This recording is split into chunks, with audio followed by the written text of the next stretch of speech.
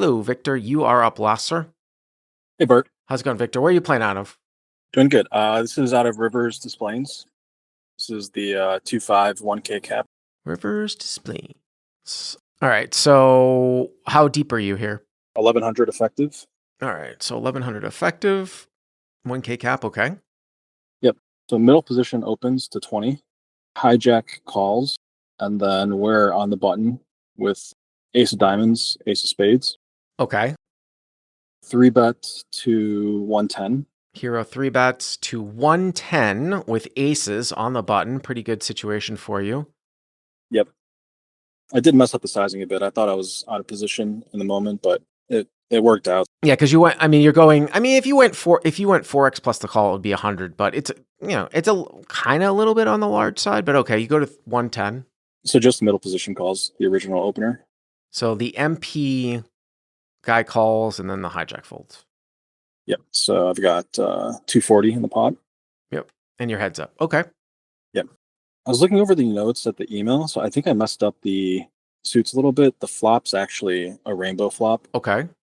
It's Ace of Hearts, 8 of Clubs, and the Deuce of Diamonds. I know it was a rainbow flop because I remember this hand. No, it definitely is a rainbow. You definitely put a rainbow flop. Well, people will know what I'm talking about when we see what comes out. But all right, so Ace of Hearts, 8 of Clubs, Deuce of Diamonds, obviously flop top set here. Okay. Yeah, I think so. For this one, I did C bet 75. So MP checks, right?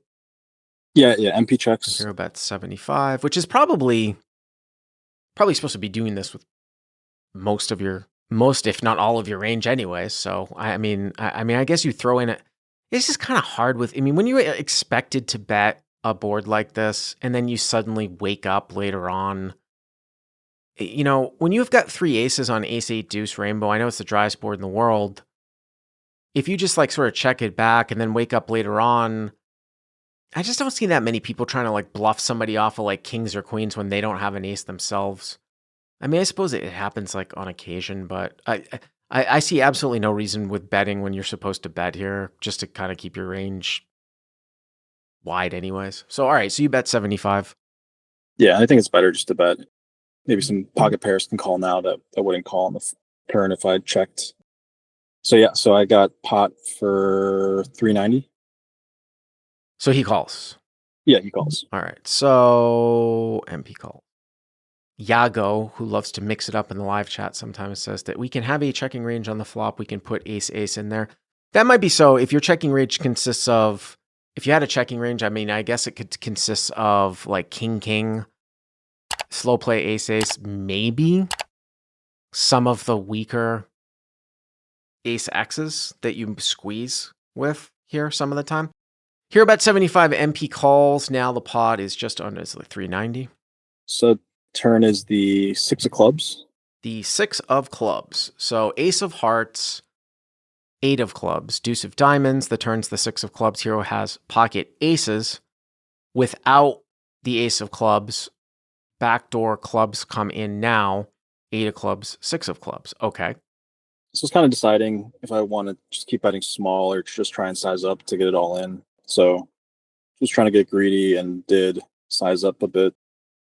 I mean, I'd go like 2/3 here or something. So you started with 1100, so 110, 185. So he's got right around 900 moving here to the turn. Is that right? 900? Yeah, just about. So if you bet something like 250 and he called, the pot would be like 900 and he'd have like 650 or so left.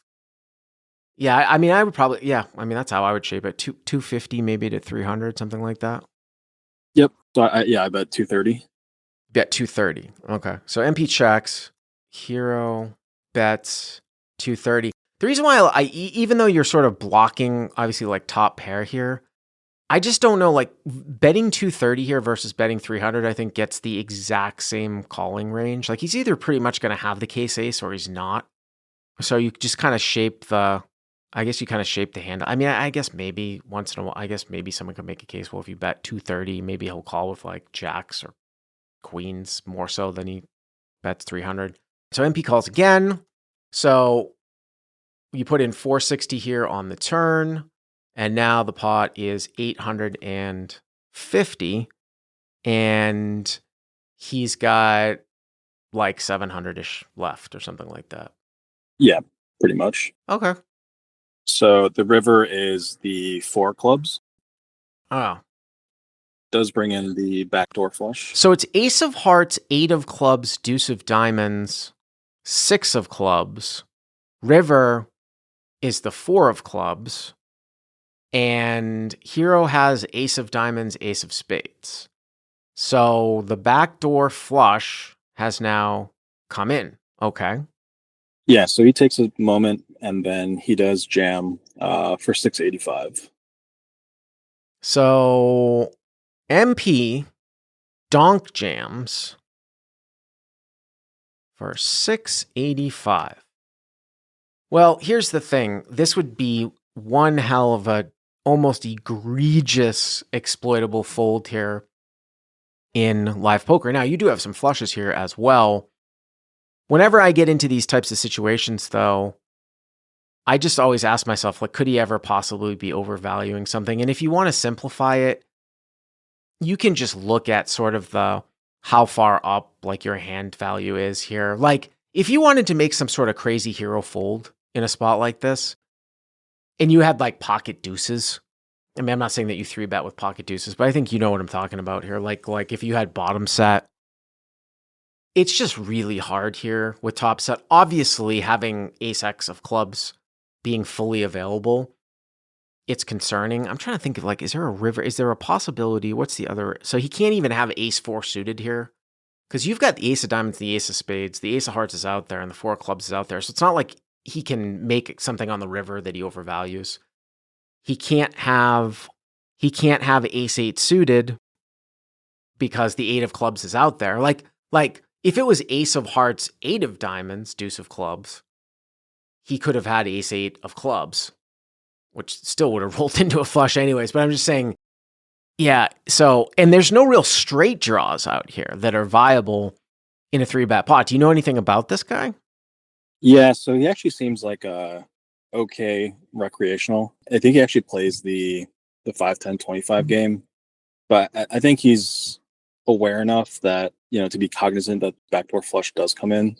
I know like some of the worser wrecks, they just have no regard for, some backdoor cards coming in and will just ship, very marginal hands. So I was just kind of thinking like, I mean, it's live 2-5, big river jam. It's bluffs are probably discounted pretty heavily.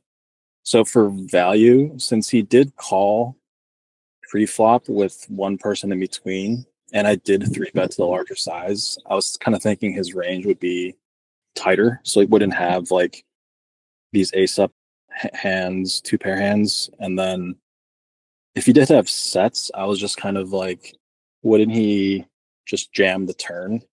I mean, pretty easily. Well, so I mean, you make a case for saying, I think you make a case where you're like, well, ace 9 of clubs and below shouldn't really be a call pre because of the guy in the middle.